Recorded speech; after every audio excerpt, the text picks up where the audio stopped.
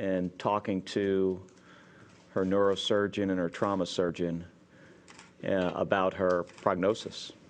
And at that time, my thought was that I'd very likely be sitting in that same seat maybe 2, 4, 6 months later in that ICU by her bedside. The doctors thought that that was certainly a possibility, probably likely. As she progressed day to day, it started to become evident that she was not going to be in ICU in, maybe not even 2 weeks. I was told by all of her physicians that she was going to have a setback, that at one point in the first 72 hours, she was going to get worse. And then again in the first week, she was going to get worse. And she would continue to have days where she just had setbacks, and this was going to be a process much longer than I expected. Since then, 4 weeks ago, nearly 4 weeks ago, she's never gotten worse. As we got to about the 1 week stay in the ICU, we started to evaluate where are we going to move her to for a rehab facility. We received a lot of inputs from a lot of great places in the country. It became quickly evident that one of the best places in the country for this type of injury was here in Houston at Tier Memorial Hermann. So about 2 weeks ago, I started going through the process myself of what would I need in order to get back with my crew to continue training for STS-134. And, this has been a learning process in brain injury for me and what rehab is like. And after speaking to her rehab doctors and the neurosurgeons here, it also became evident that she was going to be very busy. Her days are filled from the time she gets up at 8 o'clock until after 6 p.m. with 6 hours of speech, occupational, and physical therapy. So she's got very busy days and meals in between. And I started to think about STS-134, about the mission, my crew, the fact that I've been training for it for nearly a year and a half, and considering a bunch of other factors, including what Gabrielle would want me to do and what her parents and her family and my family would like, I ultimately made the decision that I would like to return and command STS-134. So at that point, I went to my boss, Peggy Whitson, the chief of the astronaut office. Well, Mark obviously had to make the first part of this decision because we weren't going to ask him to command 134 unless he felt comfortable and ready to do that. And in addition to feeling comfortable, he has an incredible support group, which made us more comfortable with the fact that he had folks to help him through this process, and that it would make it a doable thing for him to perform the mission. From my perspective, obviously, I have to choose a crew that will be able to support the mission, and I want to be able to do that with the least amount of risk overall for the mission and to optimize for success. And obviously, although CJ has been training as a backup the last few weeks, it's still better to choose the fellow that's been training for a year and a half in order to reduce the overall mission risk. So we went forward with the plan back to my boss, Brent. Both Peggy and Mark sat down with myself, my deputy, Janet Cavandi, and my assistant, Brian Kelly. And we wanted to talk about the situation and make sure we had thought about all the potential risks to the mission and address those appropriately before we made a final decision. So they came to me. Mark had a very good plan. He had a routine that he explained to me how his days would proceed and how he would be able to commit the time necessary to train for the mission. That made me feel comfortable. We also discussed with our doctors and who were in communication with Gabrielle's doctors about the potential risk of her condition changing over the next 8 weeks or so, and that potentially resulting in a change in Mark's ability to commit his time to the mission. And we had very good answers from the doctors. Mark had a very good plan, but there was a piece that I felt that was missing.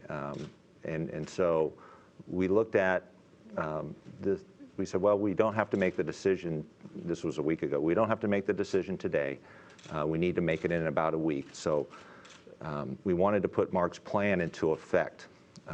So we asked him to train this week with a schedule that would approximate a schedule he would have while he was training for the mission, and put his plan into effect and see how it worked out.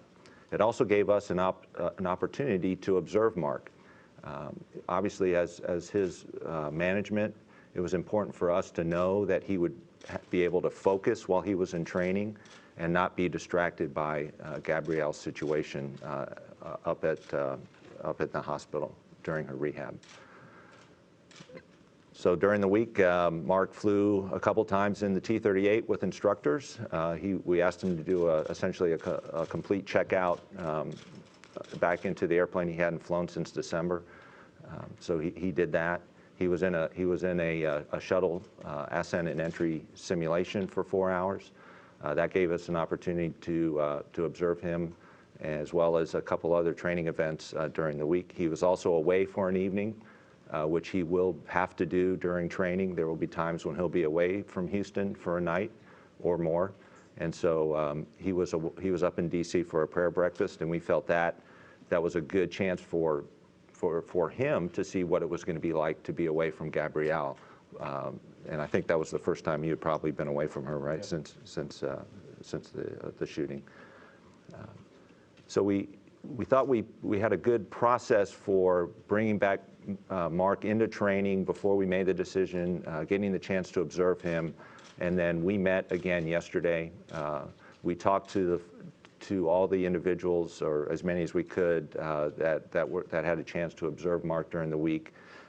And then we were able to unanimously decide that Mark was indeed ready to resume training on Monday and fly as the commander. Of course, I don't make that final decision, and Peggy, myself, and Janet and Brian, we made that recommendation to my boss, Mike Coates.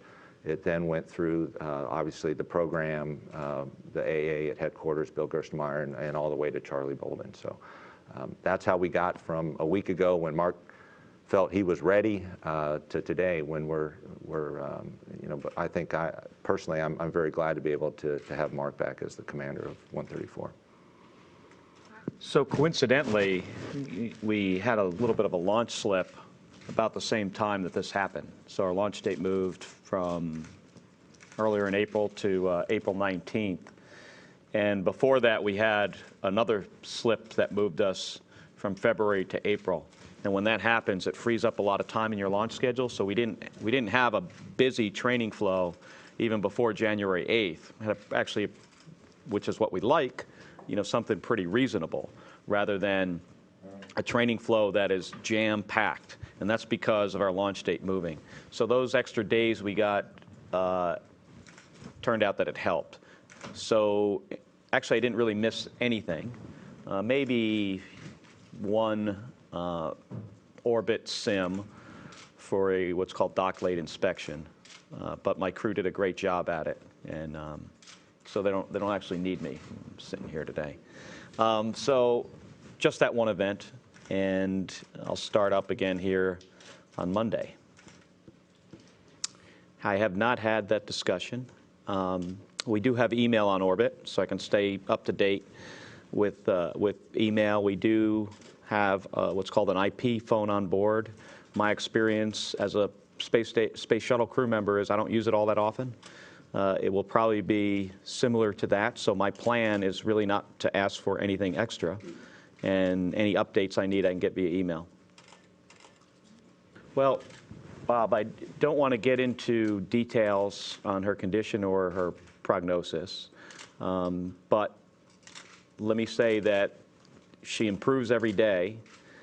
The neurosurgeon and the trauma doc's certainly out of the picture now, the ICU doctor, but her rehab doctors are just incredibly impressed with her progress and the fact that the slope of that curve is very steep. They think she's going to make a really good recovery. You think you got the okay from her too? Did I personally get the okay? Did you get the impression with her that she's comfortable with you then? Well, I know her very well, and she would be very comfortable with the decision that I made.